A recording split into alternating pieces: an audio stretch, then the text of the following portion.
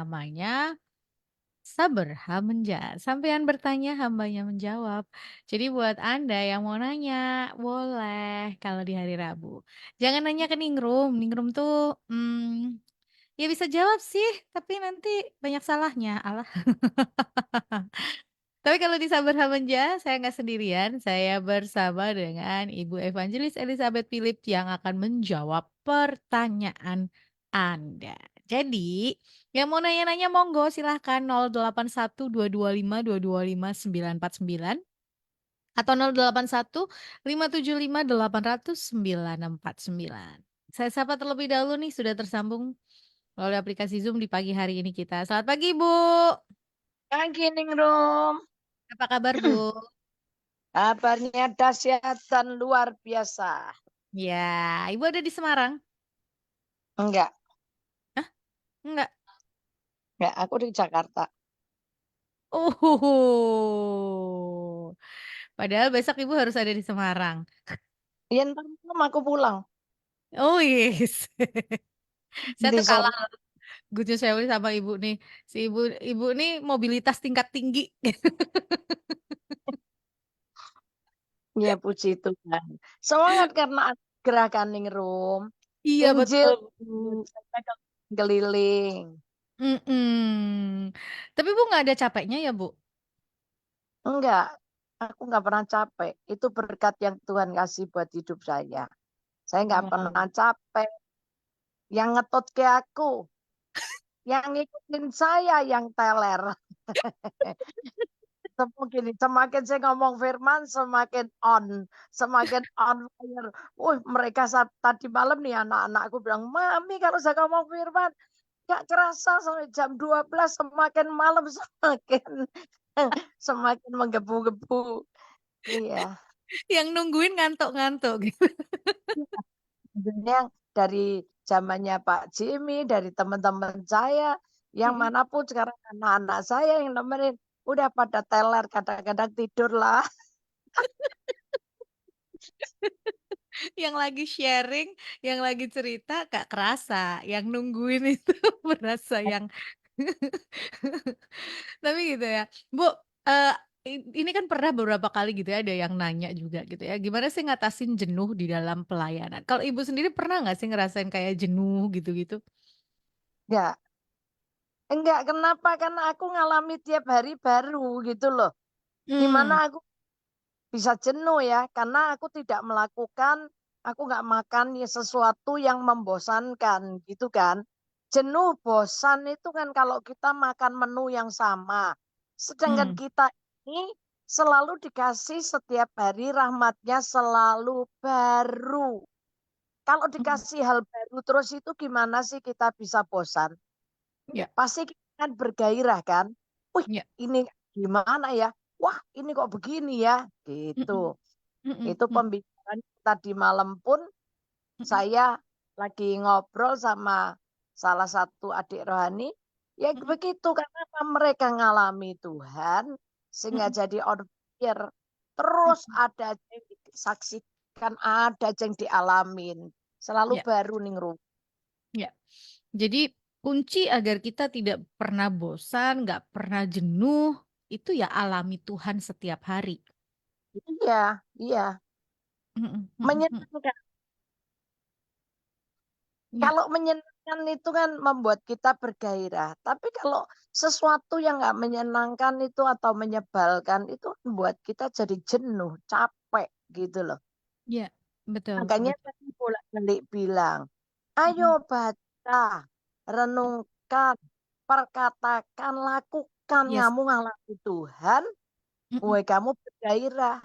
Nggak iya, mungkin nggak deh, percaya. betul, Kan betul, udah betul, orang ini yang begitu ngikutin, mereka mhm, benar-benar jadi on fire. yes, bener. Tapi Hmm. emang bener banget gitu ya, baca, renungkan, lakukan, dan perkatakan. Itu tanpa Ada, sadar. nah, ada orang yang bilang, aku udah Mhm, baca. Nun kamu baca aja nggak ada gunanya, apalagi bacanya di dalam hati. Mulai keluarkan, ulang lagi firman itu, ulang lagi, perkatakan lagi, perkatakan iya, lagi. Nah itu nanti akan terjadi pewahyuan itu.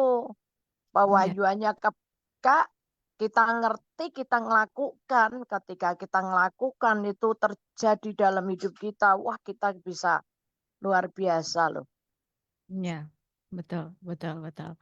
Dan mengalami Tuhan dengan hidup kita sendiri itu benar-benar menggairahkan gitu ya. Tadi seperti yang Bu Elis bilang, Bu Elis sampaikan nggak ada kata bosan, nggak ada kata lelah, nggak ada kata jenuh. Dan yang ada kita tuh justru kayak terheran-heran ya Bu ya. Kok bisa ya Iya. Tuhan? Kok begini ya Tuhan? Loh, kok gitu ya.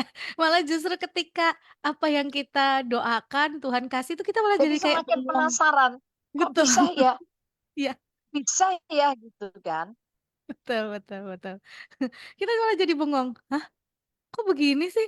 Kok jadinya loh, malah kita ya yang bingung gitu ya, terheran-heran bahwa wow, kok Tuhan tuh luar biasa dan ini kuncinya sebetulnya gitu ya. Alami Tuhan di dalam hidup Anda. Baca, renungkan, perkatakan dan lakukan kebenaran firman Tuhan. Secara nggak sadar pasti kita akan terus-menerus mengalami Tuhan di dalam kehidupan kita. Wih, itu keren banget loh. Dan hidup kita akan selalu punya semangat yang baru. Kalau ditanya, "Kok ini sih semangat sih?" Gitu ya. Kemarin Ningrum juga ditanya Bu beberapa kali, "Ningrum tuh habis sakit tapi kok kayaknya kayak nggak sakit ya?" Ya enggak lah, wong saya merasa jiwa dan roh saya berapi-api karena saya mengalami Tuhan dan itu luar biasa sih rasanya. Benar-benar yang wow wow gitu terus. Oke. Ke pertanyaan sekarang. Ini ada banyak pertanyaan yang menunggu nih. Jadi buat Anda yang mau tanya-tanya silahkan 081525225949 atau 081575 800 949. Ini kalau Ningrum sama Bu Elis ngobrol itu bisa 1,5 jam nggak selesai Gun Shell dibahas semuanya terus gitu. Nyambung terus gitu. Tapi kita harus jawab pertanyaan. Jadi silakan yang mau tanya-tanya boleh ya. Oke. Eh Ningrum mau titip pertanyaan. Oh boleh, ini udah indahnya dari tadi. Bu Elis saya mau tanya, apa yang Ya, melatar belakangi berubahnya nama Abram menjadi Abraham?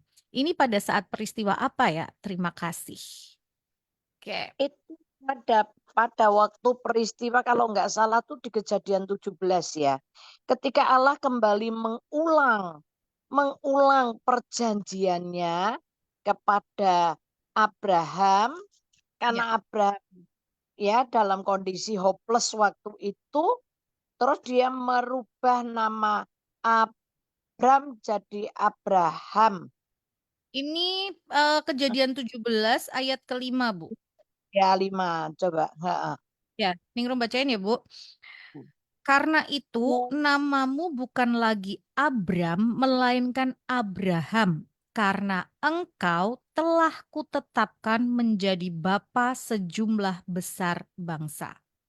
Ya, nah itu sejak itu. Nah, kalau dilihat itu kan di ayat 4-nya Tuhan ngomong janjinya macam-macam, aku akan membuat engkau begini-begini jadi bangsa besar dari kepadamu turunan segala bang apa raja-raja bla bla bla bla bla gitu kan.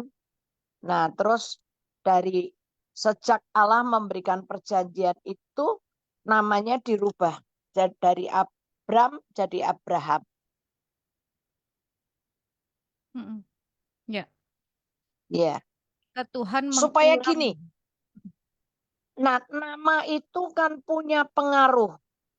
Mm, Misalnya, orang itu ngasih anak kan, orang tua punya anak kan, dia punya visi.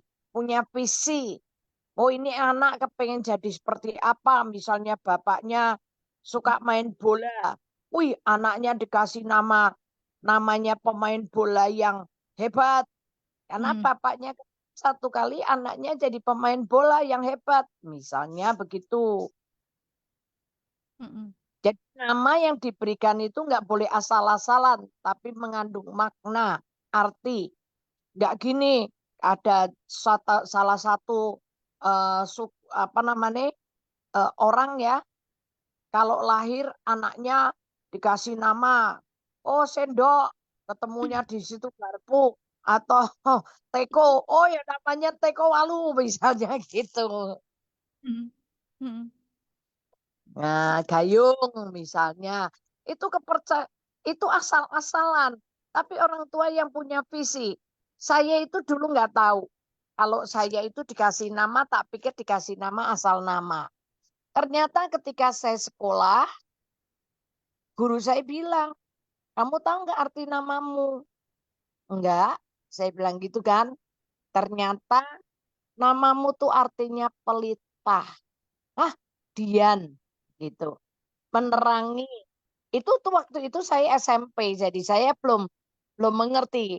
Ternyata setelah saya jalani dalam hidup ini benar. Ternyata wow, hidupku jadi pelita, jadi terang gitu kan. Terus kalau di nama Chinese misalnya dari nama Chinese ada artinya gitu. Dan ternyata memang itu yang terjadi gitu. Hmm, ya. Ya itu, semoga menjawab pertanyaannya ya, ini dari Pak Pandan Budi yang bertanya tentang perubahan nama Abram menjadi Abraham. Ini ketika Tuhan mengulang kembali janjinya kepada Abraham waktu itu. Ya, terus berubah namanya menjadi Abraham. Semoga jelas Pak, ini di Kejadian 17 ya. Ada juga tanda perjanjiannya Allah dengan Abraham di situ. Oke, mmm, Saya lanjut dulu pernah dikasih ya nama Bu. ya. Mhm, Nama, tapi nama itu nggak tahu, tapi satu kali saya dinubuatin, mhm, "Aku nggak suka sama namamu, karena namamu tuh jadi kecemburuan." Gitu mhm, kan, mhm, jadi kecemburuan. Akhirnya saya diganti nama Elizabeth.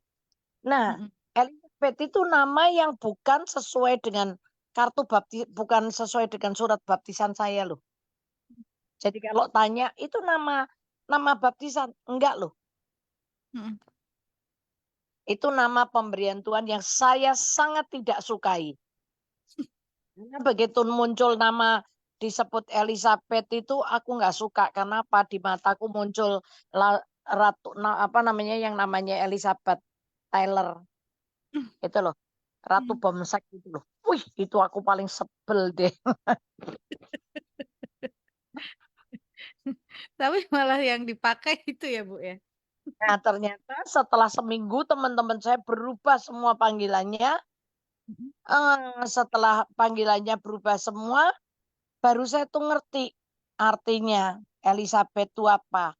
Ternyata arti Elizabeth itu Tuhan bersumpah.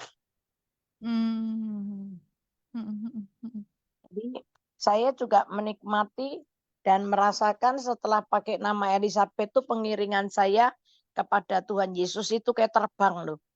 Enteng mhm. banget. Dulu kayaknya mau ikut Tuhan. Iya, Kayak orang apa ya, berat gitu. Kepengen ngikuti, tapi mhm. nggak bisa. Tapi setelah pakai nama Elizabeth itu ngikutnya Tuhan Yesus kayak terbang. Ngikuti perintahnya semua kayaknya enteng gitu. Mhm, mhm. Nah, lanjut. Yes, lanjut lanjut lanjut. Kita ngobrolin nama itu, ya memang setiap orang itu memberikan nama buat anak-anaknya pasti ada maksud, ada harapan ya, gitu ya. Ada harapan yang ditaruh di situ. Oke, selamat pagi Ningrum, selamat pagi Bu Elis. Pagi. Bu, saya mau cerita. Boleh. Hidup saya setiap hari hanya beriman saja, terutama soal ekonomi. Suatu hari saya hanya punya uang 15.000. Ini buat persiapan untuk transport sekolah dan jajan anak. Pas kebetulan beras habis bis buat hari besok tidak ada. Saya bilang sama Tuhan, beras habis Tuhan. Kesusahan hari ini cukup hari ini, kata saya dalam hati sampai malam menjelang tidur. Itu juga belum ada uang buat beli beras. Setelah doa, saya tidur, pagi-pagi saya bangun. Dengan spontan di hati saya dengan jelas ada perkataan bangun, beli beras, ambil uang perpuluhan. Saya ada dompet khusus perpuluhan. Setiap ada berkat saya kembalikan per 20% buat Tuhan. Kemudian saya doa, Tuhan apa itu suara Engkau? Kalau iya saya lakukan, kalau bukan ampuni saya. Tapi saya harus masak nasi buat bekal sekolah. Akhirnya saya beli beras, saya masak. Puji Tuhan anak bisa bawa bekal ke sekolah. Oh iya Bu, sebelum tidur itu saya sempat berpikir mau pinjam nasi adik saya 1 piring buat bekal sekolah. Tapi tidak jadi malah suruh beli beras pakai uang perpuluhan. Saya beli secukupnya. Siangnya puji Tuhan saya ada job dan saya kembalikan uang perpuluhan yang sudah saya pakai tadi. Pertanyaannya, apa itu suara dari Tuhan atau cuma kebetulan saja Bu? Mohon pencerahannya. Terima kasih. Tuhan berkati. Nah, hal gini ini mesti rada teliti.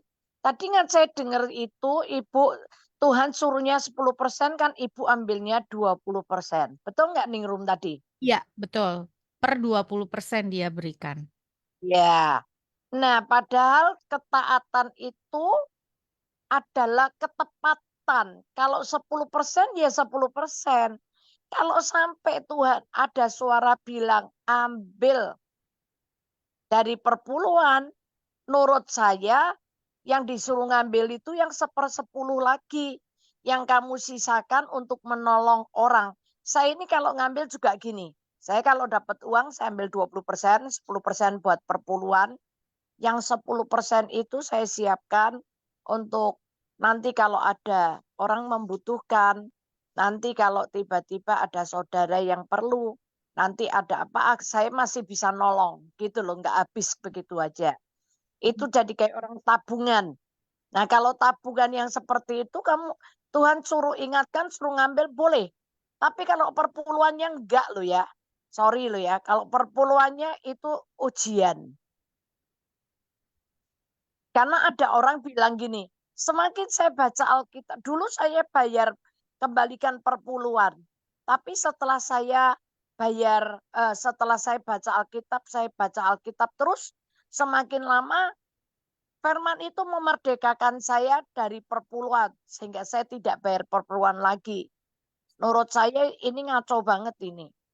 Karena Tuhan itu firman itu melepaskan, memerdekakan kita dari cinta akan uang. Cinta kita akan dunia ini dibebaskan sama kebenaran firman. Kalau dibilang baca firman terus dimerdekakan, dibebaskan dari nggak bayar perpuluhan atau tidak mengembalikan perpuluhan, menurut saya yaitu bukan Roh Kudus ya, itu bukan Tuhan ya. Ya, Justru kalau itu Roh Kudus akan mencegah kita nggak akan ngambil dari perpuluhan itu. ya, Nangkep nih. ya Bu, nangkap. Ini yang dimaksud mungkin karena ibu ini menyisakan lebih Yes, dari yang 20% seharusnya. itu loh. Harusnya Ya, yang 10% yang punya Tuhan. ya, Nah, yang 10% itu mungkin ditabung sama dia untuk mhm, diberikan entah untuk pekerjaan Tuhan, apa untuk pembangunan khusus. Kan ya, persembahan tuh ada banyak kan.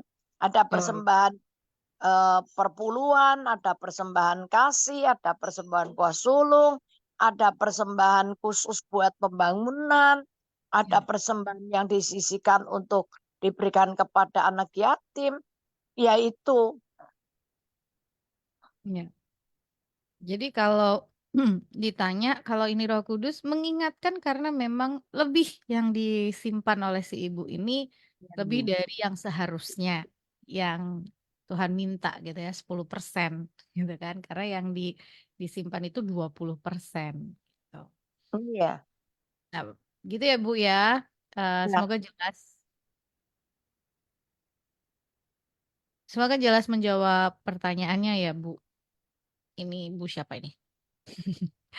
Oke, lanjut. Kalau ada yang mau bertanya lagi, silakan di 081225225969 atau boleh di 081575 800 949.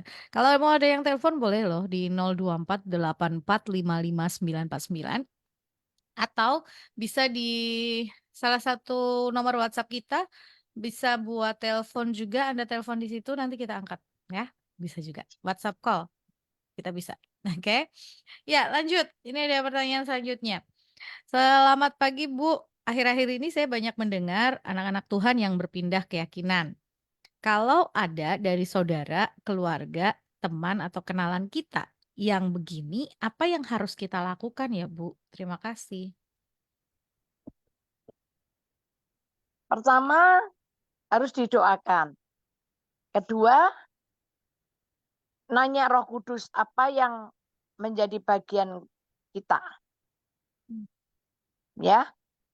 Mungkin mendekati orang ini, saudara, dengan ngajak ngobrol, gimana, itu. mhm, Terus kalau Tuhan nggak nyuruh ngomong apa-apa, diemin dulu. Tapi kalau Tuhan suruh ngomong, ngomong. Tapi kita jalin hubungan aja, pokoknya tetap baik. Dan nggak mhm, usah ngomong gimana-gimana. Lihat aja kenapa, gitu kan. Saya pernah ngadepin begini, ada satu teman tiba-tiba pindah, mhm, gitu kan. Saya dengar, tapi saya diem. Saya cuman deketin, saya jalin hubungan, saya cuman ya sapa, suka ngobrol gitu ya. Saya tahu dia juga sudah mulai menghindar, takut. Tapi karena saya nggak ngomong apa-apa sama dia, dia jadi kayak orang biasa aja. Tapi satu kali mulai keceplos, mhm, keceplos, terungkap. Dia bilang, kenapa ya aku sekarang sedih? Kenapa ya kok sekarang kayaknya nggak kering, kayak nggak ada damai sejahtera, nggak ada sukacitanya. Nah, dari perkataan dia terbuka begitu sendiri, saya masuk. mmm, Ah, kamu mau putus dari sumbernya kali, gitu. mhm, Tanaman jadi kering karena lepas dari sumbernya kan. mhm, mhm, Terus mulai masuk lagi gitu. Kadang-kadang itu bisa udah ngerti lama, kayak saya seperti orang tak diemin. mhm, Teman-teman saya bilang, kamu tuh sebetulnya ngerti nggak toh? Ngerti. Kenapa kamu diem? Aku nggak disuruh apa-apa, ngapain aku ngomong? Tak diemin. Setelah sekian tahun, sudah mulai kritis kayak orang mendekati, dan saya lihat dari cara itu tuh saya ngelihat Tuhan nggak pernah terlambat. mmm, Saya ngomong sama orang ini, dia kaget. Kamu kok tahu? Aku sudah tahu 4 tahun yang lalu. Tapi kenapa kamu diem? Karena aku disuruh diem, suruh ngeliat. Sekarang lagi ngomong. Dan mmm, ketika saya ngomong, orang ini bilang, seandainya 4 tahun yang lalu kamu ngomong, aku akan marah sama kamu dan aku benci sama kamu. Tapi sekarang kamu ngomong tepat waktunya. Dan memang dia juga kepengen ninggalin. Gitu loh. Kepengen kembali. Jadi saya ngelihat ketepatan waktu Tuhan. mhm, ya. Itu Jadi ya. tanya Roh Kudus, tunggu momen atau waktu yang Iya. Tuhan beri gitu ya, Bu, ya? Nah, karena kehendak Tuhan belum Mhm, tentu waktu Tuhan. Tapi itu memang kehendak Tuhan, itu benar waktunya Tuhan. Kalau mhm, caranya nggak benar juga bisa salah, bisa meleset. Tapi mhm, kita cari itu kehendak Tuhan, cara Tuhan, waktu Tuhan. Ya, mhm, mhm, ketika kita bisa ngikuti ini, kerja kita nggak mubazir, nggak berantem, nggak iya, nambahin musuh gitu loh. mhm, mhm, mhm. Ketika kita jalan dengan maunya kita dan bukan waktunya Tuhan, yang terjadi mungkin malah justru lebih buruk gitu ya, orangnya jadi tambah emosi lah misalnya, terus tadi seperti yang disampaikan, dia jadi benci sama kita lah, gitu-gitu ya? Iya. Nah ini, jadi kalau mungkin Anda menghadapi situasi yang seperti ini gitu ya, berdoa, tetap doakan, tetap jalin hubungan. Jangan dijauhi, karena seringkali yang terjadi justru kayak, orangnya sendiri tuh rasanya juga dia kayaknya kayak pengen menjauh dari kita gitu ya, Bu, ya? Iya. Karena kan dia belum mencoba, dia belum merasakan gitu kan. Ya, ya, Dia tahu kebenaran kan, dia tahu kebenaran. Ya udah diemin aja dulu, nggak mhm, usah dipusingin. Nanti begitu dia udah ngerasain, mhm, nah baru kita gotek balik. tarik balik, ayo balik. Ini waktunya kamu kembali. Ya. Kayak contoh anak-anak yang hilang.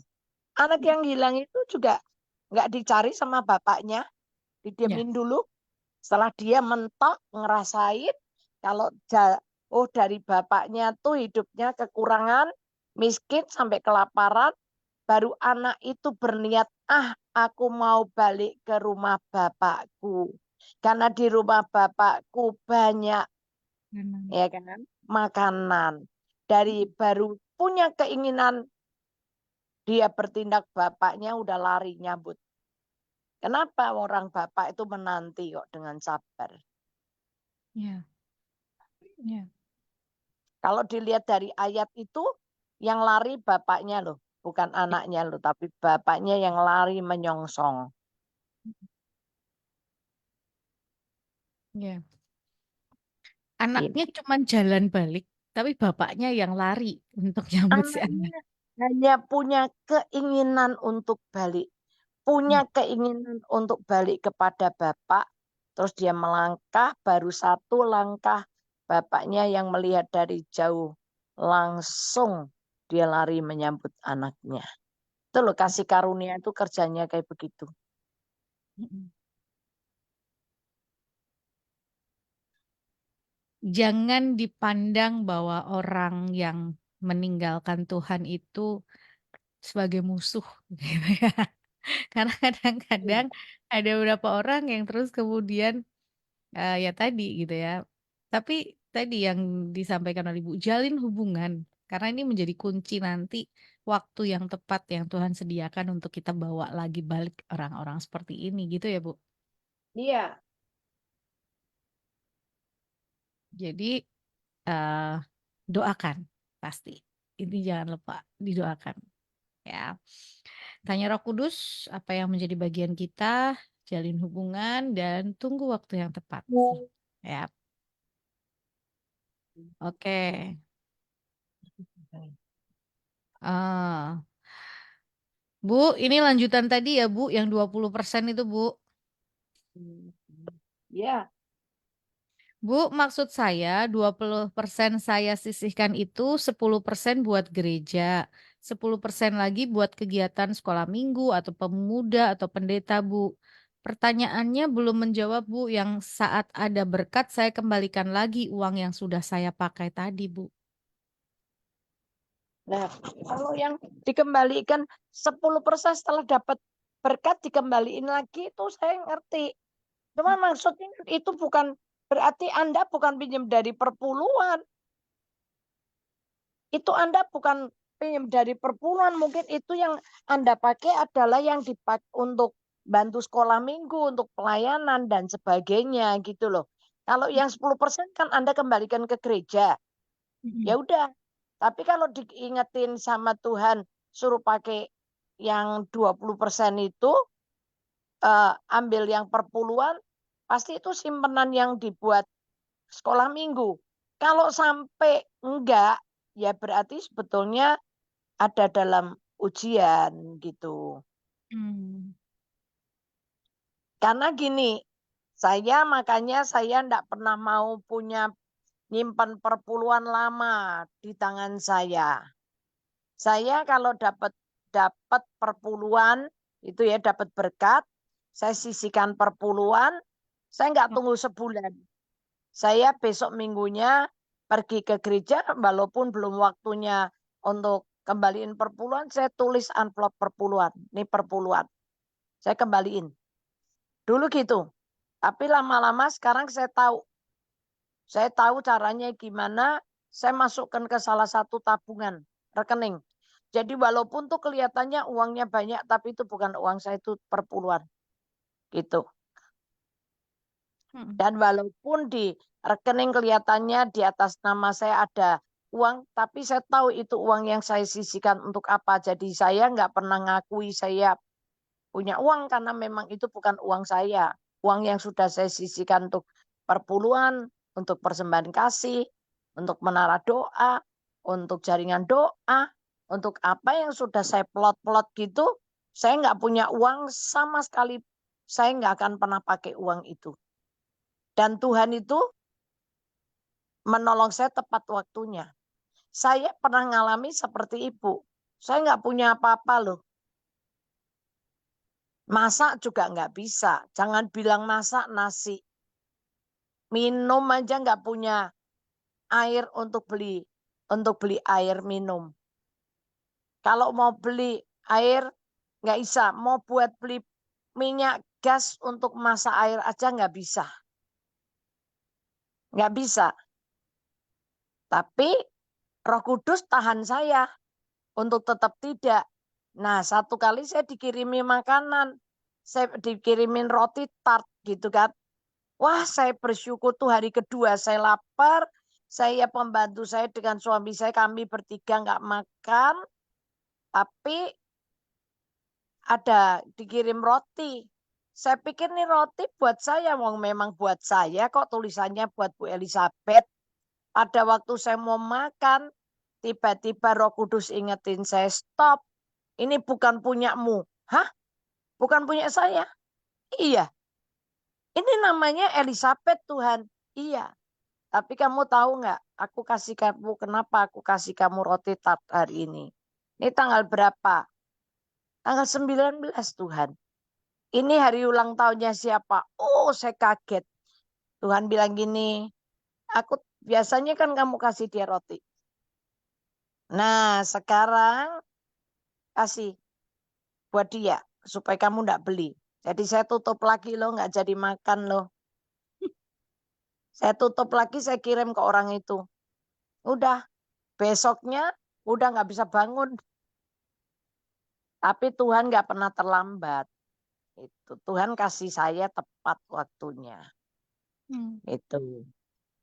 Walaupun ibu itu siangnya, habis itu siangnya dapat berkat loh ya. Hmm. Ya. Tapi ya itu. Satu kali ada satu. Saya lagi masak, waktu itu mataku masih bisa melihat. Tuhan bilang, tutup kompornya. Kamu pergi ke rumah ibu A. Ngapain Tuhan tuh bawa telur dan beras? Saya bilang, nah ntar kalau berasku sama telurku sendiri habis, aku makan pakai apa? Gitu kan. Tapi Tuhan bilang bawa beras itu. Nah, saya diteguhkan sama suami saya. Ketika saya ke tempat dia, orang ini lagi ngunci pintu rumah. Mau pergi. Saya panggil dia, Bu, mau kemana? Mau pergi sebentar. Tolong, saya mau ke rumah ibu sebentar. Dibukain pintunya, saya kasih beras yang digendong sama pembantu saya kasih. Ini ada beras dan ini ada telur buat ibu, buat anak-anak. Nangis ibunya. Ibu tahu enggak, saya keluar dari pintu rumah ini saya mau ngutang. Saya mau ngutang beras ke tetangga sebelah. Tapi Tuhan nggak terlambat nolong dia. Dia bilang karena saya udah nggak tahan. Tadi pagi anak-anak saya pergi. Udah cuman makan tajin. Segenggam. Beras segenggam yang dikasih air banyak sekali. Karena anakku sudah 3 hari nggak makan. Ini yang terakhir. Sampai pucat. Tapi ya nyatanya Tuhan tidak terlambat menolong kita. Walaupun ibu siangnya dapat berkat loh ya. Ya. Kalau itu benar-benar harusnya tuh lihat. Saya cuma ngelihat gini, setiap kali kita teruji itu sebetulnya Tuhan sudah sediakan berkat, cuman kita kurang sabar. Sehingga kita melangkah duluan dengan pengertian kita, yaitu. Mungkin Hmm. menjawab, memang Ya. tadi Ibu dapat berkat, Ibu kembalikan lagi. Itu kalau buat saya, menurut saya lo ya, itu bisa ujian buat Ibu. Tuhan cuma bilang kepen ngomong gini tuh lihat, ya kan? Sebetulnya kalau kamu sabar sedikit, aku sudah kasih kamu loh uang siangnya, ya kan? Tapi kalau mau yang tadi saya berpikir 20%, yang 10% yang tadi buat sekolah minggu dan sebagainya untuk pelayanan, nah itu sudah bisa dipakai, dipinjam boleh. ya boleh. Tapi kalau saya milih milih, saya milih sejak Tuhan itu, saya nggak mau minjem. Walaupun tuh uang yang sudah saya sisihkan, saya nggak mau pinjem. Dan sampai hari ini memang benar-benar Tuhan kasih saya nggak minjem siapapun, gitu. Oke. Oke, semoga menjawab pertanyaannya ya Bu ya. Selanjutnya, selamat pagi Bu Elis, pagi Ningrum, pagi. Kebanyakan orang yang saya bantu orang nggak mampu, saya kasih uang gedung buat masuk sekolah. Kalau yang nggak bisa makan, aku kasih sembako. Yang utangnya banyak, aku bantu meringankan. Baru dari lingkup saudara. Tetapi kebanyakan kalau sudah pada sukses, pada lupa Bu. Contohnya, kalau saya lagi sakit tidak tahu diri untuk membantu nungguin. Terima kasih. Ya, sebetul-betulnya kan memangnya kita kalau membantu kan melakukan segala sesuatu diajar Tuhan untuk ikhlas, tulus. Ya. Lakukan dengan segenap hati seperti untuk Tuhan dan bukan untuk manusia. Jadi kalau dilupakan sama orang yang kita tolong, kita sekolahin, kita bantu, yang kita urusin semua, akhirnya orang itu lupa, ya puji Tuhan. Karena kita sendiri yang sedang teruji ketulusan hati kita. Mm-mm. Gak apa-apa, Bu. Ibu atau bapak yang nanya nggak ada masalah. Dilupakan orang tuh yang penting Tuhan ingat kita kok.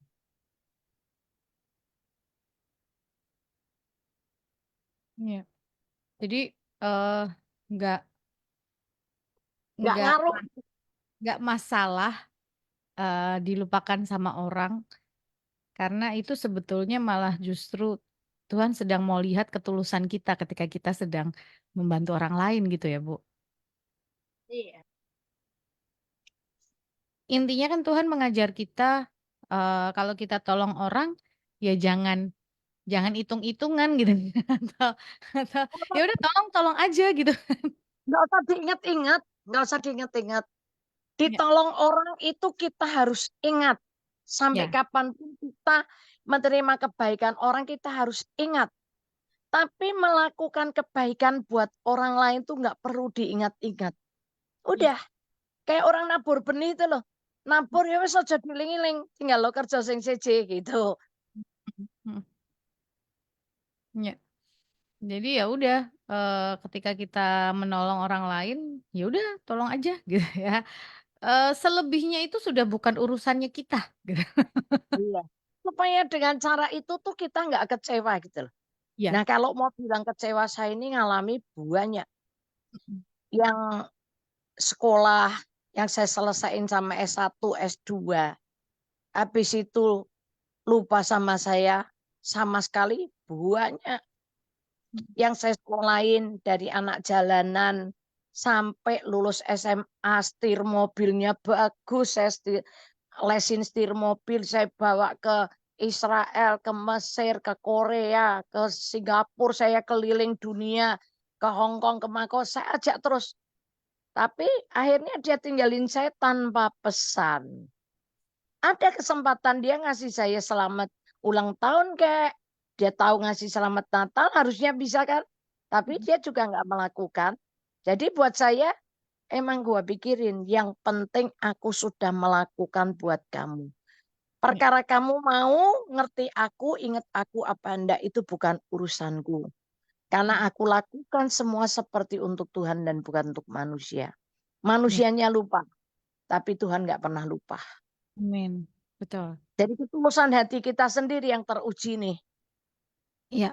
Ketulusan hati kita yang sedang teruji dan sekali lagi kalau kita memang harus melakukan dan Tuhan suruh lakukan ya sudah lakukan aja.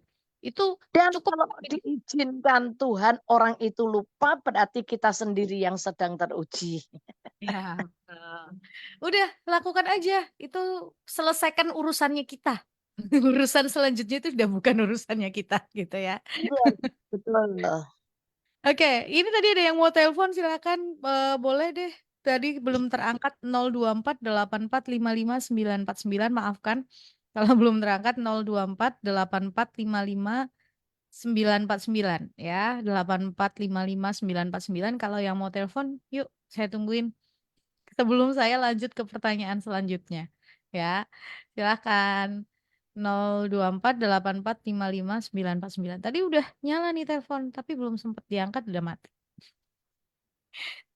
Jadi tadi ya membahas tadi bahwa, sebetulnya ketika kita tadi ya, kita melakukan sesuatu, ketika Tuhan suruh lakukan sesuatu, tolong orang ini gitu ya, kita tolong, terus kemudian kita selesai sampai di situ gitu ya, kemudian kita nggak ngurusin selanjutnya, itu bukan urusannya kita sedang, tadi, biar kita nggak sakit hati gitu ya, biar kita nggak kecewa gitu. Itu pentingnya di situ. Oke, ini ada telepon yang masuk, kita angkat terlebih dahulu ya. Halo, selamat pagi. Selamat pagi, Iya, silakan. ini dengan Mas Trubus. Dengan Pak siapa, Pak? Mas Trubus. Trubus, Oh, Mas Trubus. Oke, ya, silakan, Pak. ya, ya memang itulah manusia ya. Mhm, Kadang-kadang itu melupakan kebaikan orang lain. Ini saya juga punya pengalaman juga ya. mhm, Waktu itu saya juga menolong orang lain eh, dari mereka seperti ibu tadi ya. eh, Tidak punya uang, saya bantu. Dan mhm, juga waktu itu orang itu juga belum bisa naik kendaraan, terus tak ajari.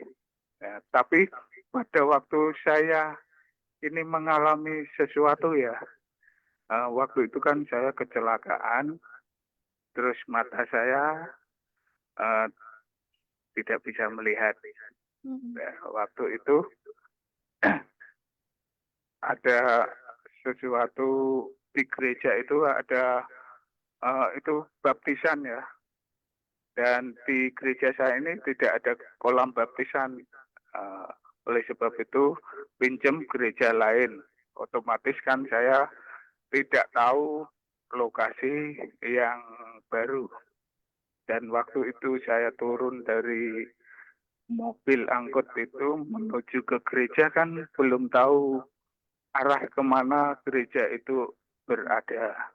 Dan waktu saya berjalan, di depan saya itu ada meja kursi, saya berjalan dan di belakang saya ini ada teman-teman gereja, satu gereja. mhm, Itu saja tidak mau mengarahkan atau ke kanan atau ke kiri, sehingga saya ini berjalan terus. Akhirnya kan menabrak meja kursi itu sampai saya jatuh. Itu tidak ditolong malah ditertawain. mhm, Nah, kalau kita ini imannya seperti Mahatma Gandhi, saya sudah bosan menjadi orang Kristen. Karena banyak kecewanya ya. Nah, kadang-kadang seperti itu. Inilah ujian iman kita ini ya.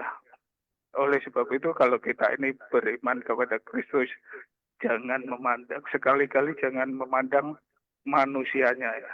mhm, Kalau kita ini memandang manusia, ujung-ujungnya itu kecewa. mhm, Dan saat sekarang ini, ya puji Tuhan, Alhamdulillah bisa menjadi berkat buat tetangga kanan kiri saya. Di sini saya juga orang Kristen sendirian loh, di satu kampung ini. mhm, Tapi ya sudah pernah saya kemarin katakan saya bisa berbagi berkat dengan tetangga kanan kiri dan juga saya bisa membantu uh, musola yang membutuhkan biaya, saya juga bisa membantu di situ. Terus akhirnya menjadi dampak yang tadinya itu di wilayah di mana aku ditempatkan Tuhan itu mhm, terkenal di sini ini kenal orang Kristen cetil ya, karena ya memang tidak seperti orang-orang apa sih saudara sepupu kita ya, kalau apa ada apa kan sering berbagi berkat. Tapi kan Kalau orang Kristen itu kan jarang memberkati. Kadang-kadang seperti itu. Nah, terus sekarang ini melalui perubahan di dalam kehidupan saya, terus ada perubahan juga penilaian orang-orang yang ada di sini. Oleh sebab itu ya kita ini nih kalau menjadi orang Kristen, sekali lagi saya tekankan, jangan memandang orang, pandanglah Tuhan sendiri. Karena kalau kita ini selalu memandang orang, itu ujung-ujungnya kecewa. Seperti Mahatma Gandhi kan waktu itu ingin menjadi orang Kristen, tapi karena murid-murid Tuhan Yesus itu tidak mengizinkan Mahatma Gandhi itu masuk ke gereja, akhirnya akan menjadi kecewa dan tidak mengakui lagi murid Kristus, tapi ya Mahatma ini tetap mengakui bahwa Kristus itu benar-benar ajarannya itu sangat dikagumi. Iya, Bapak sudah ada lagi? Ya, ini melanjutkan yang kemarin Bu Elizabeth Iya. yang saya katakan, maaf ya agak lama sedikit. Yang kemarin kan aku bertanya kepada Bu Elizabeth mengenai baju yang lusut. Lah saya katakan di sini ini baju yang lusut itu bukan semata-mata baju yang kita pakai. Itu hanya kiasan, yaitu ya yang mau tanyakan orang-orang yang dipandang oleh orang Kristen yang sudah mereka ini mengaku beriman, kadang-kadang itu melihat orang yang kurang beriman itu acuh tak acuh gitu loh Bu. Oleh sebab itu gimana caranya kita ini menyikapi untuk pandangan seperti itu. Itu ya, Oke. terima kasih. Tuhan berkati. Terima kasih Pak Shalom. Trubus. Iya, tadi Pak Trubus share pengalaman gitu ya, tentang bagaimana, kalau menolong orang, kalau di dalam Kristus pokoknya jangan lihat manusia gitu ya. Lalu pertanyaannya, bagaimana kalau orang memandang orang lain yang tidak kurang beriman gitu. Ini standar berimannya dari mana ya? Kalau pertanyaan saya justru. Gimana nih, Bu? Ini, tadi pertama, memandang orang itu nggak apa-apa. Karena memang kita ngelihat orang, ya Ya, ta? kita masih hidup Tapi, bersosialisasi. dan yang saya inginkan, yang saya kepengen garis bawahi, jangan gagal fokus. Ya, Kita harus lihat dalam diri orang itu ada Kristus. Kita yes. nolong orang itu karena Tuhan, maka kita nolongnya dengan tulus. Orang Mm, itu mau nggak apa-apa, mau jadi batu sandungan buat kita, atas Mazmur 119, kalau kita ini mencintai, mata kita fokus ke firman, nggak ada batu sandungan. Ya, Besar ketenteraman buat kita, dan nggak ada batu sandungan buat kita. Perbuatan orang nggak ada yang menghentikan langkah kita untuk tetap maju menjadi seperti Yesus. ya. Nah, pertanyaan yang kedua tadi, standar melihat orang itu beriman apa enggak. Mm, Itu kan? mm, Nah, ini cuma orang ke gereja atau orang beriman. Nah, kalau orang beriman itu melakukan firman.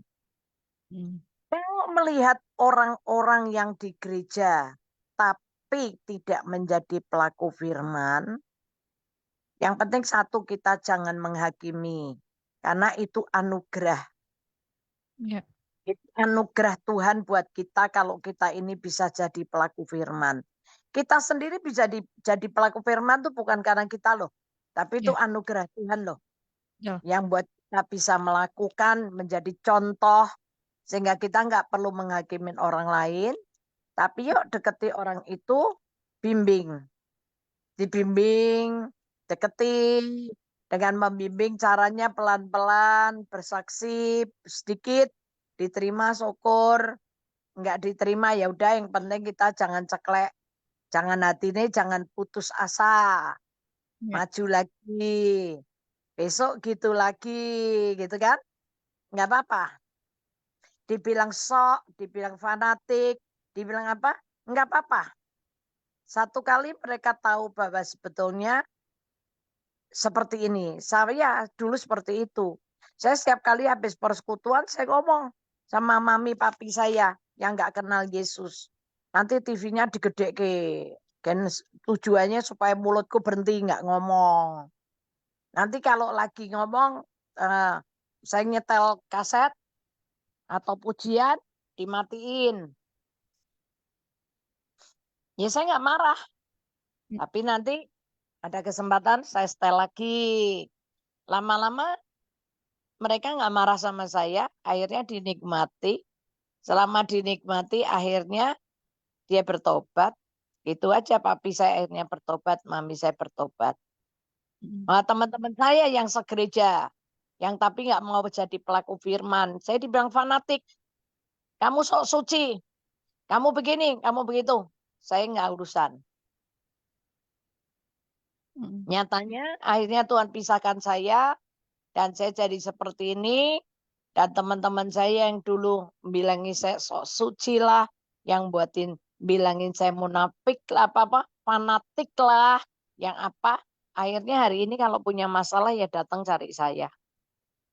Nggak apa-apa Pak, itu semua waktu yang menunjukkan bahwa memang kita ini teruji. Kita melakukan bukan karena orang lain, tapi memang kita melakukan karena Tuhan. Ya, Ya. mungkin itu Ningrum. Ya. Semoga menjawab pertanyaannya ya Pak Trubus bahwa ini kalau apa namanya, gimana nih kalau ada orang yang sepertinya gitu ya tidak beriman dipandang rendah oleh orang yang sepertinya iman. Ini sebetulnya persoalannya adalah bagaimana kita beriman itu. Oke, ini Pak Trubus kayaknya telepon lagi. Halo. Halo, selamat pagi. Oh, bukan. Oke, pagi. Pagi. Oh, ini saya mau tanya Boleh, Bu. tentang perpuluhan. Mm-mm. Ini kok saya tuh memang bingung sih ya, perpuluhan itu ada yang bilang bisa diserahkan di gereja, Mm-mm. bisa diserahkan kalau ada orang pas butuh itu kita harus kasih ke itu melalui 10% itu. Mm-mm. Dan itu minta penjelasannya, dan satu lagi kalau kita itu kalau mengasih per bulan itu gimana ya, atau ambil keuntungan sudah itu dipotong untuk bayar listrik, untuk bayar apa gitu. Saya juga minta penjelasannya untuk kalau per bulannya untuk Oh, usaha. Ibu usaha warung gitu ya, Bu? Iya, di rumah ya. Oh ya, baik, baik, baik. Ya. Oke, itu Ya, aja, Bu. terima kasih. Ya, Ya, terima kasih. terima kasih. Tuhan berkati. Oke, ini ternyata pertanyaan yang lain, Bu. Yang pertama, perpuluhan harus diserahkan kemana? Yang kedua, kalau usaha warung itu mengambil perpuluhannya seperti apa? Kalau usaha warung, Mm-mm. sebetulnya ya mesti dipotong sama pulaan ya. Ini berapa? Belinya berapa, untungnya berapa. Maka kalau punya pembukuan itu lebih enak. Ini keuntungannya berapa. Kalau buah sulung semuanya dikasih. Tapi kalau perpuluhan misalnya begini. Modal beli 1 juta. Dijualnya 1 juta seperempat. Berarti keuntungannya kan 250. Nah, 250 itu perpuluhannya adalah 25.000. Yaitu perpuluhannya. Ya, Nangkep, Ningrum? nangkep.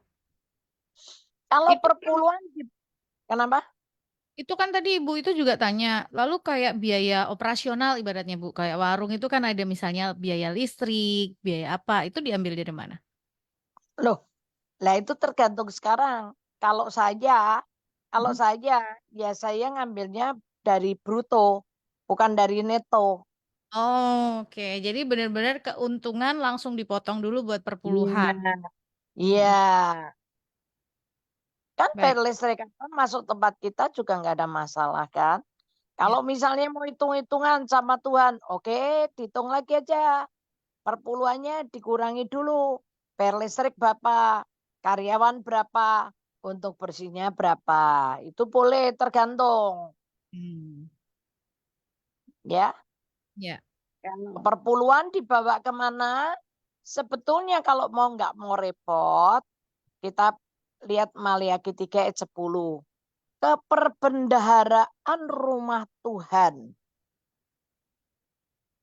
Hmm. Maliaki 3 ayat 10. Maleakhi 3 ayat 10. Bawalah seluruh persembahan persepuluhan itu ke dalam rumah perbendaharaan, supaya ada persediaan makanan di rumahku, dan ujilah aku, firman Tuhan semesta alam. Apakah Ya, aku tidak membukakan bagimu tingkap-tingkap langit dan mencurahkan berkat kepadamu sampai berkelimpahan? amin. Jadi membawanya dibawa kemana? Ke dalam perbendaharaan rumahku, rumah Tuhan, Ya. gereja. Mm. Nah, cuman masalahnya begini nih. Kalau tanya sama penginjil, penginjilnya bilang, terserah. Rumah Tuhan itu bicara tentang bisa kehidupan orang yang melayani Tuhan. Ya. Tapi kalau tanya gembala sidang, pasti bawa ke gereja. Nah, kebenaran saya ini penginjil, tapi saya nggak punya kepentingan dengan perpuluhan. Kalau buat saya, balikin aja ke gereja. Lebih sip. Ya. Nah, nanti gereja yang bertanggung jawab menyalurkan perpuluhan itu ke, kita lihat, Ulangan 14 atau Ulangan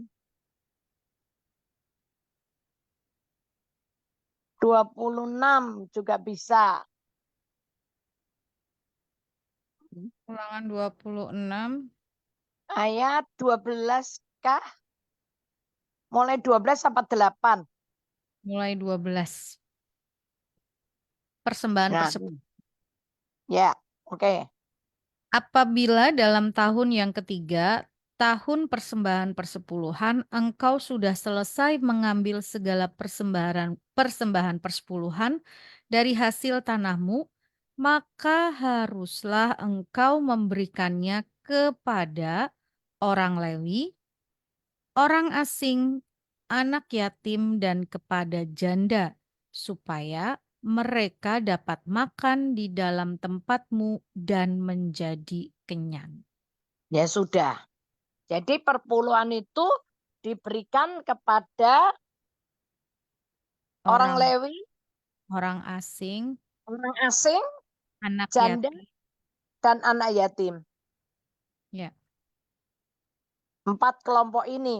Nah, yang bagi harusnya gereja. Mm-mm.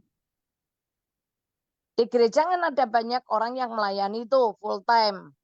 Nah, Mm-mm. dapatnya gajiannya dari perpuluhan itu. Terus untuk anak yatim, untuk janda, dan Panas. untuk orang asing. Orang asing itu bisa aja orang yang nggak kenal Tuhan Yesus gitu loh. Orang asing. Bisa supir kita, bisa pembantu kita, bisa orang lain, udah nggak masalah. Ya. Nah kalau kita nggak mau repot, kasih aja ke gereja. Terus Anda misalnya gini, wah pendetanya mewah, bajunya mewah, karena perpuluhan dipakai buat belanja mereka. Udah itu bukan urusan kita, tuh tanggung jawab dia sama Tuhan. Kalau saya gitu loh ya. Kalau Mm. saya tuh mikir praktis, kalau mau dipakai, ya wis itu terserah. Hmm. Itu tanggung jawab dia sama Tuhan. Bagian saya lakukan. saya bayar perpuluhan. Ya, tadi balik lagi tadi obrolan kita di awal gitu ya. Yang penting kita lakukan bagian kita. Urusan selanjutnya itu sudah bukan urusannya kita. Betul. Itu orang gitu tuh paling enak loh. Wis ora ora beban loh. Awet muda nantinya jadinya wajahnya berseri-seri. Kita terus mikirnya kan, ya udahlah kita lakukan bagiannya kita benar di hadapannya Tuhan. Urusan selanjutnya itu urusan orang itu dengan Tuhan, bukan dengan kita lagi gitu ya. Tanggung jawabnya sudah berbeda gitu kan. Nah kalau sudah seperti ini kita jalannya enteng, nggak mudah kecewa karena kita nggak gagal fokus gitu kan. Tadi Bu Eli sampaikan jangan gagal fokus. Lihat orang boleh, tetapi jangan gagal fokus bahwa Tuhan itu yang harus menjadi terutama. Nah, semoga menjawab pertanyaannya ya Ibu tadi yang bertanya. Kalau mengambilnya bagaimana dari usaha warung, Ibu bisa memilih dari keuntungan bruto atau neto, gitu ya. Ini bisa menjadi dua pilihan. Tergantung Keuntungan iman kita. Ya. ya. Jadi kalau misalnya bruto ya keuntungannya dihitung langsung diambil persepuluhannya bisa. Atau misalnya mau dihitung dengan biaya-biayanya terlebih dahulu juga bisa gitu ya. Ibu mau pilih yang mana gitu kan. Tapi membawanya kemana? Bawa aja ke perbendaharaan rumah Tuhan gitu. Dan udah lakukan aja bagian kita. Selanjutnya Iya. terserah Anda gitu ya. Oke, yang mau nanya lagi silahkan. Telepon juga boleh ya. Tadi seperti tadi 081 225 225 949 atau 081 575 800 949. Masih nih di obrolan kita pagi hari ini. Obrolan kita random tapi banyakan kita ngobrolin tentang sebelumnya satu intinya adalah ketulusan gitu ya. Karena kadang-kadang ketulusan ini salah satu yang diajarkan oleh Tuhan Yesus buat kita, tapi dalam prakteknya hmm, nggak gampang ternyata ya Bu ya. Iya. Orang misalnya inilah perpuluhan itu ya. Itu kan maksudnya kan memang peraturan yang Tuhan kasih. Itu Ya, aja masih banyak yang nggak ikhlas gitu loh. Memberinya masih nggak dengan ikhlas. Masih nggak dengan tulus. Motivasinya mancung berkat. Terus motivasinya nanti masih marah-marah kalau lihat pendetanya lebih sugih. Aduh, udahlah kalau buat saya itu semua kita teruji ketulusan hati kita. Masing-masing kita punya bagian. Ya, ya, ikhlas, tulus. gitu. Masing-masing kita punya bagian dan berkatnya Tuhan itu nggak pernah ketukar. Tadi yang Bu Elis sampaikan nggak pernah terlambat. Gitu ya. Selalu tepat pada waktunya buat setiap kita. Itu. Oke, Amin. bagian kita. Nah, lanjut, lanjut, lanjut. Selamat pagi, Bu. Saya mau tanya, takut, cemas, itu wajar nggak sih, Bu? Lalu bagaimana cara mengatasinya? Terima kasih. Takut, cemas, gelisah, itu hal yang manusiawi. Semua manusia pernah ngalami. Tapi kalau Anda mau tanya, apakah itu dari Tuhan? Tidak. Bagaimana cara mengatasinya? Cara mengatasinya, ya mesti dekat sama Sang Kasih Karunia.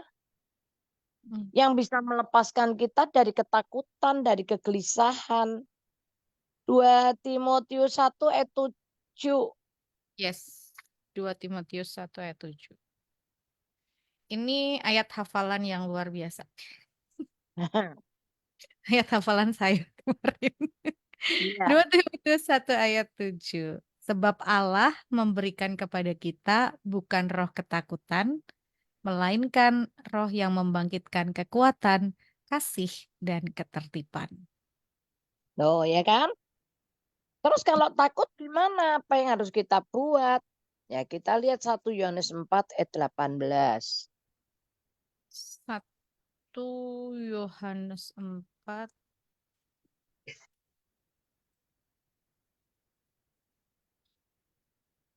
1 Yohanes 4 ayat berapa, Bu? 18, tapi dari 16 aja deh. Dari 16 ya. 1 Yohanes 4 ayat 16. Kita telah mengenal dan telah percaya akan kasih Allah kepada kita. Allah adalah kasih, dan barang siapa tetap berada di dalam kasih, ia tetap berada di dalam Allah, dan Terus, Allah di dalam Dia.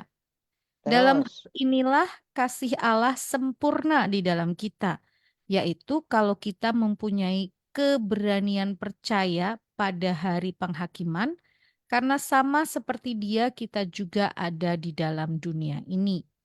Di terus, dalam 8. kasih tidak ada Di dalam ketakutan, kasih tidak ada ketakutan, kasih kasih yang yang sempurna sempurna melenyapkan melenyapkan ketakutan. ketakutan. Barang Sebab siapa karena kasih ketakutan dan mengandung ketakutan hukuman, mengandung, aha, dan dan barang siapa takut, ia tidak hmm. sempurna di dalam kasih. Jadi perhatikan Allah itu kasih, Ya. ya. Di dalam Allah nggak ada ketakutan, di dalam kasih nggak ada ketakutan. Kalau Hmm. kita tetap tinggal di dalam kasih, berarti kita tetap tinggal di dalam Allah dan Allah tinggal di dalam kita. Ya. Yakin kalau Allah tinggal dalam kita dan kita tinggal dalam Allah nggak ada ketakutan. Hmm. Tapi kalau Anda takut, yang bisa melepaskan Anda dari ketakutan adalah kasih karunia. Ya. Kasih karunia itu siapa? Yesus. Yesus yang bisa melepaskan Anda dan saya dari ketakutan. Hmm. Karena ketika Anda takut, ketakutan itu mengandung hukuman. Kita tahu bahwa kita akan dihukum. Makanya kita takut. Hmm. Bahkan ngeceknya tahu. Kalau kita takut berarti kita tidak sempurna tinggal di dalam Allah. Ya. Jelas ya? Hmm. Jadi cara melepaskannya gimana? Ya tinggal dalam firman. Dan Tinggal. firman itu tinggal dalam diri kita. Pasti ketakutan sirna. Takutan hilang dari hidup kita. Ya. Makanya Ya. terus-menerus kan kita bilang baca, renungkan, perkatakan, dan lakukan firman Tuhan. Gitu. Karena itu dasarnya gitu ya. Itu jadi kekuatan luar biasa dan itu akan melenyapkan ketakutan loh. Karena firman Iya. itu tinggal di dalam kita gitu ya, Bu. Iya. Dan Roh Kudus itu yang akan terus menjadi Roh Kudus itu penghiburan buat setiap kita gitu ya.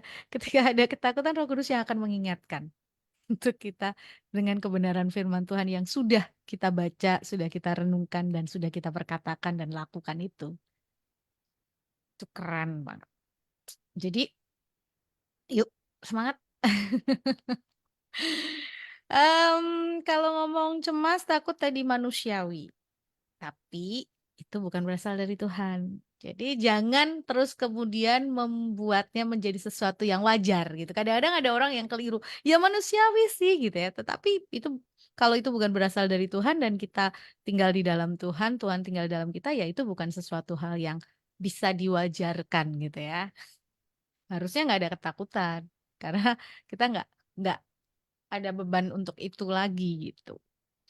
Ya, semoga jelas dan sebelum menjawab pertanyaannya, lanjutan silahkan yang mau nanya 081225 225 949 atau 081575 800 949. Silahkan. Oke, selamat pagi Bu. Tadi banyak berbicara tentang ketulusan. Saya mau tanya, ketulusan seseorang itu terujinya apakah betul dengan waktu, Bu? Terima kasih. Iya. Dengan waktu, dengan keadaan. Itu kan kalau dengan waktu kan hari ini kita nolong orang, berbuat baik sama orang. Orangnya masih baik-baik sama kita, masih dekat sama kita, gitu kan? Mhm. Ya oke. Tapi ketika satu kali kita nggak nolong dia lagi, dia menjauh dari kita, dia menjauh waktu, akhirnya ternyata dia memfitnah kita, menceritakan sesuatu yang bertentangan dengan kita. Ini akan menguji. hati kita sendiri. Ketulusan hati kita teruji. Apalagi ketika dia mulai memfitnah kita. Dan yang kedua, apalagi yang kita tolong, orang yang kita tolong itu akhirnya jadi orang berhasil. Akhirnya menjadi orang yang sukses, lebih kaya dari kita, hidupnya lebih makmur dari kita, kondisinya lebih baik dari kita, kitanya terpuruk, dianya baik, dan dianya nggak ngapa-ngapain sama kita. Disitulah ketulusan hati kita teruji. Kalau mau ngomong gitu tuh ya, saya banyak sekali. Ada orang dulu nggak punya apa-apa, hidupnya susah sampai kayak gitu. Kita tolongin, kita kasih modal. Jalannya waktu dia jadi sukses. Ketika dia sukses dulu, ketika dia susah. Tiap datang ke Semarang tinggalnya di rumah saya, semua sama saya, makan sama saya, tidur di rumah saya, bla bla bla. Begitu dia jadi orang sukses, dia ke Semarang nggak pernah ke rumah saya. Dia nggak pernah kasih saya apa-apa. Tapi dia kasih banyak pendeta, banyak orang dikasih. Bahkan saya kenalin dia dengan satu pendeta ngasihnya tuh gede sekali. Saya nggak dikasih apa-apa.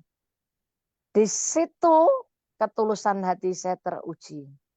Ayo kamu mau ngapa? Kamu merasa itu merasa kamu yang berjasa. Saya bilang enggak, iblis, dalam nama Yesus. Itu semua Tuhan. Ya. Ya. Kalau saya nolong, saya diberi upah dibales. Upahku impas di dunia. Tapi aku bersyukur orang itu lupa sama aku. Supaya dia tidak jadi berhala dan tidak jadi kesombonganku. Supaya aku tidak merasa itu karena aku. Dan yang ketiga, aku bersyukur Tuhan menolong aku, menyelamatkan upahku di surga nggak hilang. Kalau dia saya tolong, dia balas saya, ya impas toh. Tapi kalau dia nggak balas saya, dia nggak ngasih saya apa-apa. Berarti kan pahalaku di surga tetap utuh. Ya udah. Memang waktu yang menunjukkan. Waktu dan keadaan. Waktunya panjang ketika orang itu sudah sukses. Nah, keadaannya lebih baik dari kita. Dia nggak ingat kita. Nah, di situ rame dangdingdut. Rame di otak kita sendiri, perang ini. Kadang-kadang itu pertempurannya bukan di mana-mana, tapi pertempurannya di pikirannya kita sendiri Iya, sebetulnya. pikirannya di pikiran kita. Nggak di luar. Peperangannya bukan di luar. Peperangannya di dalam pikiran kita. Kita mau milih mikir yang mana. Makanya ketika kita membaca, merenungkan, memperkatakan firman dan melakukan. Di situ kita punya senjata yang ampuh untuk memadamkan semua tiupan api dari setan yang mau ngompori kita marah, jengkel, kecewa, sakit hati. Enggak. Ya. Jadi tadi kekuatan itu dan kekuatan baca firman, renungkan, perkatakan dan lakukan itu luar biasa gitu ya. Lanjut. Ada pertanyaan lagi. Shalom, Ningrum dan Bu Elis. Shalom. Mau tanya, Bu, kadang teman saya sering mimpi orang yang sudah meninggal dalam Tuhan, tapi menemui dia dalam keadaan mengenaskan, sehingga teman saya menangis. Kenapa ya, Bu? Ya, itu ada banyak hal yang saya pernah ngomong. Tuhan tuh bisa bicara kepada kita melalui mimpi, pikiran sekilas, membaca firman, mendengarkan khotbah orang, ya, membaca Alkitab. Itu Tuhan bisa bicara sama kita lewat apapun. Kalau sampai dia bermimpi tentang orang apa tadi? Hamba Tuhan Orang yang atau orang sudah meninggal dalam yang Tuhan. meninggal dalam Tuhan, hidupnya mengenaskan. Nah, itu tinggal tanya Tuhan maksudnya apa? Kenapa orang yang meninggal dalam Tuhan janjinya dia kembali ke Tuhan kan harusnya seneng ya. Kalau hidupnya mengenaskan, mesti ditanya, kenapa Tuhan? Apakah ternyata orang ini hanya dalam Tuhan, kelihatan keluarnya baik, tapi di dalam hatinya penuh dengan kemarahan, kejengkelan, itu bisa kan? Akhirnya dia nggak masuk ke Firdaus di alam penantian yang sejuk dan menyenangkan, tapi dia ngenes di emperan, ngemper. Bisa, itu Tuhan mau bicara sama kita. Perhatikan bagaimana cara kita hidup. Kayak kita hari yang lalu ada satu orang kondisinya udah parah banget. Dia udah lihat Tuhan. Dia udah lihat Tuhan, dia udah lihat malaikat jemput dia.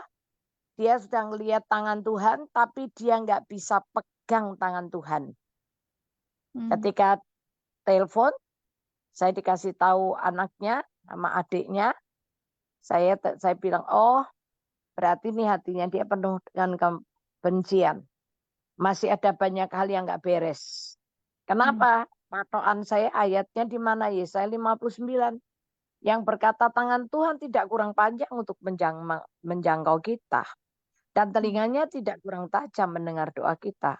Tapi yang memisahkan Tuhan dari kita adalah dosa dan kejahatan. Dosa adalah kalau kita nggak mau ngampuni. Kejahatan kalau kita ini sering ngungkit kesalahan orang terus, diungkit terus nih. Kesalahan masa lalu, diungkit lagi. Bukankah Tuhan itu maha pengasih dan maha pengampun? Kalau sudah bertobat, minta ampun ya selesai. Nah, tapi kitanya sendiri ngungkit tuh kesalahan dia terus. Nah, kejahatan ini. Ketika saya lihat itu, saya berpaut dengan firman, saya ngajak. Ayo, kamu punya kemarahan, kejengkelan, kebencian, sakit hati, kekecewaan sama siapa, beresin. Kalau enggak, tanganmu enggak bisa nyangkau tangan Tuhan loh. Terus saya tuntun, dia lepaskan pengampunan, yang disebut banyak orang. Begitu selesai, saya putusin semuanya, saya lepaskan pengampunan, saya ajak dia tuntun. Selesai sorenya meninggal. Langsung. Dia bilang, dah ketemu tangan, bisa pegang tangannya Tuhan, jalan dia. Jadi kalau sampai masih ada yang ngenes-ngenes gitu, pasti dalam Tuhannya ada hal-hal yang nggak beres, belum terselesaikan. Ya. Supaya kita sendiri nanti meninggal, mati dalam Tuhan, kita sendiri harus sudah siap, bersih.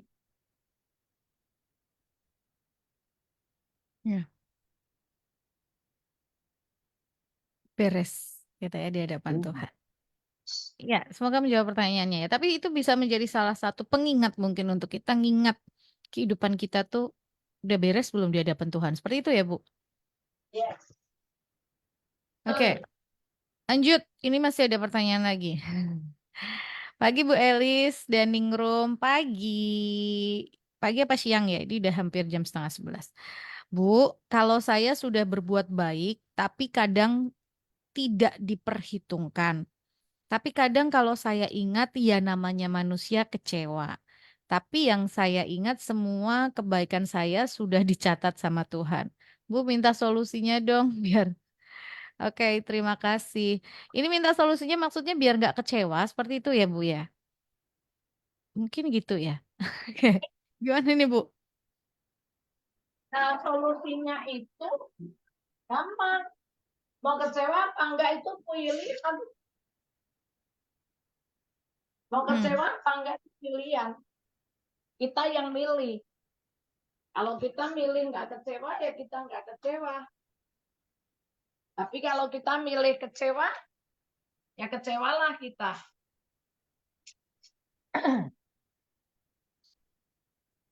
Bu, ini dari kalimat yang dikirimkan melalui WhatsApp ini ada satu yang apa ya, seringkali gitu ya, seringkali kita itu mewajarkan tadi ya, seperti yang Ningrum sampaikan gitu ya. Nah, ya namanya juga manusia gitu ya, masih bisa kecewa. Nah, padahal Pasti sebetulnya tadi Bu Elis bilang memaklumkan. ini pilihan. Halo Lanjut Bu. nih, Rum. Ya, lanjut. Ya, ini kan tadi disampaikan apa diwajarkan gitu loh. Ya, namanya manusia itu kan bisa kecewa gitu ya. Disampaikannya seperti itu gitu kan. Padahal sebetulnya tadi yang Ibu sampaikan, kekecewaan itu kita bisa mengendalikan. Dalam artian sebetulnya ini pilihannya kita. Wah, saya memilih untuk nggak kecewa, saya memilih tetap bahagia aja. Ya bagian saya sudah saya kerjakan gitu ya. Saya nggak akan kecewa dengan hal itu. Tapi kalau kita pilih kecewa ya kita akan tetap kecewa gitu ya. Iya lah, iya ternyata saya nggak dihitung nih gitu ya apa yang sudah saya kerjakan gitu. Nah, tapi seringkali kan kita merasa bahwa manusia itu masih tetap bisa kecewa. Iya, bisa kecewa, tapi kita bisa memilih nggak kecewa loh. Gitu ya. Kadang-kadang ini yang jarang untuk dipahami gitu, Bu. Halo? Oke. Ibu termute, suaranya jadi nggak kedengeran.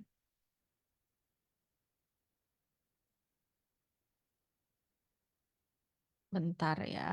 Ya, halo. Halo? Ya, udah Bu.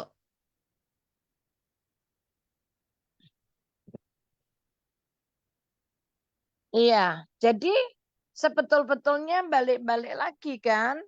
Mm-mm. Tadi apa ya, nih, Rum? Kecewa Kecewa itu tadi pilihan. kan. Loh lah ya, jangan minta dimaklumin. Karena Nah, kalau kita minta dimaklumi, perbuatan kita percaya aja lah apa yang kita perbuat itu dicatat Tuhan loh. Tuhan mm-mm. punya buku kehidupan yang mencatat semua perbuatan kita. Ya, Kalau di Yeremia 7, sebentar, Yeremia 17 mm-mm. ayat yang ke-19 apa? 17 ayat yang ke-19. 9. 9, 9. Ayat yang ke-9. Betapa Hati liciknya betapa hati. liciknya hati itu kan? Ya, Lebih licik dari apapun. Hatinya daripada sudah, sesuatu. uh, Hatinya sudah membatu, siapakah yang dapat mengetahuinya? nah Ayat terus 10. 10. Aku, Tuhan, yang menyelidiki hati, yang menguji batin, untuk memberi balasan kepada setiap Untuk orang memberi balasan kepada setiap orang menurut, setimpal dengan tingkah langkahnya, setimpal dengan hasil perbuatannya. nah sudah. Ya, Sebetul-betulnya kan Tuhan itu akan membalas setimpal dengan hasil perbuatannya. ya, Jadi udah percaya pasti Tuhan akan membalas itu ke kita kalau kita lakukan dalam ketulusan hati loh ya. ya. Itu tadi. Kalau ada godaan kecewa, artinya kita sedang ada di dalam ujian ketulusan. Mm. Ya, Bu ya. Iya, iya. Kalau ada pilihan kecewa atau tidak, atau misalnya kita diabaikan gitu ya, ingat kalau kita memilih untuk kecewa, hilang udah itu apa yang dicatat. Iya. Dan kalau kita kembali ke Kolose 3, Kolose 3 ayat 23 juga 24 itu lanjutannya. Kalau 23, karena itu apapun juga yang kamu perbuat, perbuatlah dengan segenap hatimu, seperti Mm-mm. untuk Tuhan dan bukan untuk manusia. Terus Kamu tahu bahwa dari Tuhanlah kamu akan dari menerima Tuhanlah kamu akan mendapat. bagian yang ditentukan bagimu sebagai upah. Nah, Kristus terus adalah Tuhan dan kamu hambanya. nah, sudah jelas. Jadi kita sebagai hamba Tuhan, sebagai anak Tuhan, lakukan aja untuk mengikuti perintah Tuhan kita. Dan Ya, kita tahu kok dari Tuhanlah kita yang akan terima upah. ya, Bukan dari orang yang kita tolong. ya. Kita melakukannya, tapi mata kita tetap memandang Tuhan, bukan memandang Jangan orang. gagal fokus. Tetap Iya. harus lihat itu Tuhan. Nah, itu yang akan membuat kita terhindar dari tadi pilihan untuk kecewa tadi. Karena kita ngelihatnya buat Tuhan, bukan buat manusianya gitu ya, Bu. Loh iya dong. Kadang-kadang tuh kelewatan. Ada orang itu ya, kalau sudah minta tolong itu, dia nggak pernah ngerti kita loh Ningrum. Nggak pernah mau ngerti kita, tapi minta di ngerti. Setiap kali minta tolong saya kasih. Setiap kali minta tolong saya kasih. Pada satu kali dia minta saya nggak ada. Harusnya dia kan ngerti saya ini hamba Tuhan yang nggak punya gaji. Ya kan? Kalau ada saya pasti tolong. Tapi kalau pas nggak ada saya nggak tolong. Saya nasihati, coba deh kamu ini berharap sama Tuhan. Kalau manusia ini terbatas loh, kadang bisa nolong, kadang nggak bisa. Tapi kalau Tuhan kan selalu bisa tolong. Kamu berharap sama Tuhan, jangan berharap sama manusia. Saya dijawab begini, saya dijawabnya gini. Pinternya ngomong firman hanya untuk jadi alasan untuk tidak menolong saya. Loh piye ning Rum? Dengan hati kita ngasih tahu, ya udah tak diemin, ya kan? Saya diemin, udah gini. Bu Elizabeth, saya sekedar memberitahu bahwa hari ini saya upgrade iman saya kepada Bapak di surga. Oh ya bagus dong. Dia upgrade imannya kepada Bapak di surga. Berarti dia sudah nggak bergantung sama manusia, bergantung sama Tuhan kan? Ya. Udah nih, udah. Ya udah bagus. Nggak taunya tetap nih kebutuhanku habis, beras habis, semua lapor. Loh kok kayak aku dadi bojone rek. Kok kayak aku dadi penanggung jawab hidupnya dia. Itu udah nggak dimengerti ya kan. Nah, hal-hal gini nih bisa buat kita nih kecewa. Tapi apa yang buat saya nggak kecewa? Saya gini aja. Ya Tuhan memang benar. Bapak di surga bilang manusia itu selalu minta dimengerti. Tapi nggak pernah mau ngerti orang lain. Tapi berbahagialah orang yang tidak dimengerti orang lain. Tapi bisa ngerti orang lain itu orang yang berbahagia. Ya. Banyak loh nih Rum. Nanti ada yang sudah ditolong. Dia bisa bohongin saya datang dengan pakai nama. Misalnya itu David. Tiba-tiba datang pakai nama Jonathan. Gitu. Dipikirnya karena mataku nggak kelihatan kan. Terus ketika saya lihat, saya dengerin suaranya tuh aku pernah kenal loh orang ini loh. Ini aku pernah dengar, pernah kenal ini suara ini. Saya tuh ngomong sama anak saya, ini bukannya David ya? Iya, lah Mami taunya siapa ini Jonathan. Saya tanya, nama kamu siapa? Jonathan. Nama kamu siapa? Jonathan. Bukannya kamu namanya David? Enggak, namanya Jonathan. Saya teriak panggil anak saya. Sini, coba kamu kenali siapa? David.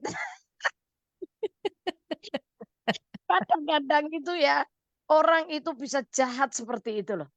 Nah ini kalau kita sendiri nggak mageri hati kita ini dengan firman, udah dari kemarin kayak kecewa parah deh. Bener udah luar biasa. Oke, Bu, ini ada satu pertanyaan terakhir ya sebelum kita closing.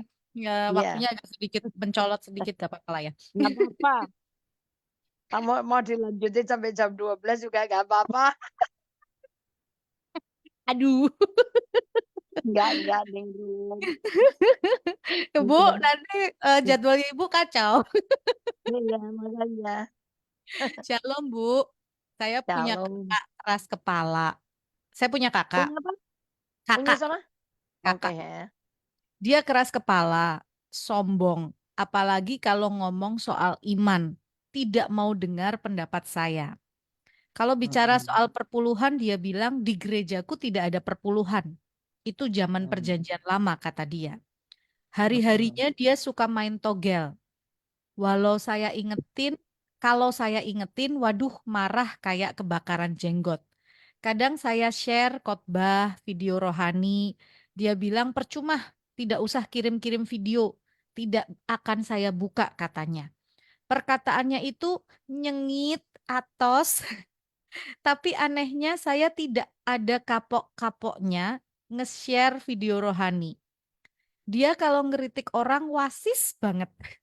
Tapi gantian dikasih masukan, waduh, sombong, marah, dan herannya saya tidak ada kapok-kapoknya nge-share tentang rohani. Soal dibuka atau tidak, itu bukan urusan. Bu, saya harus bagaimana ya? Terima kasih. Oke, masih termute, Bu. Suaranya Ibu nggak kedengeran.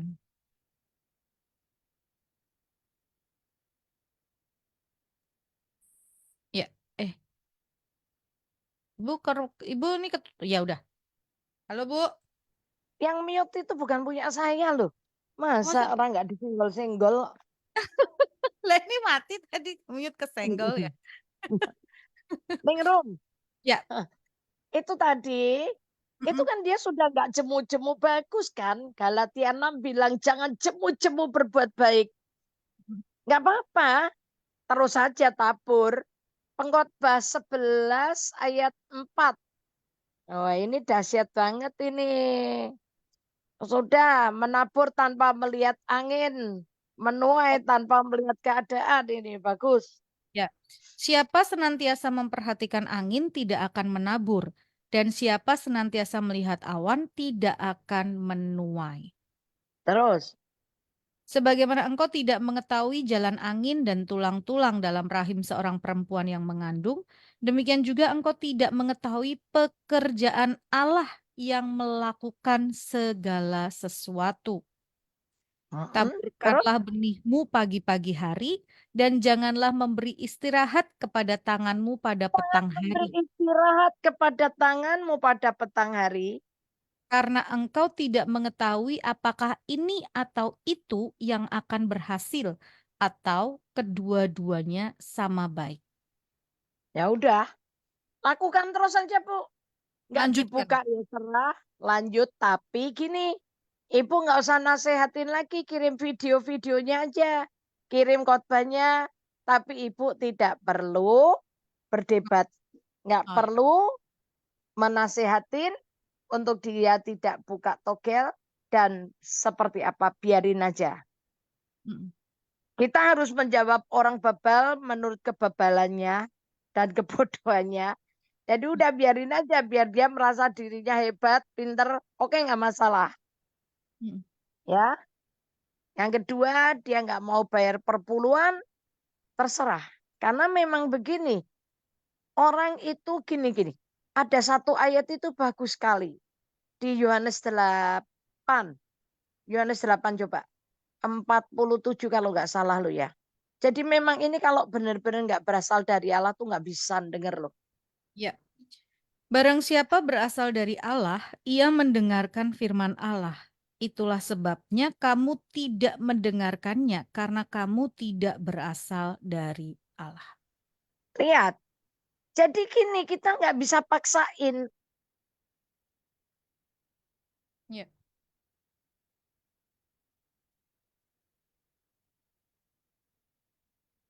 Ini kok ke-mute lagi ya, Bu? Ya, udah.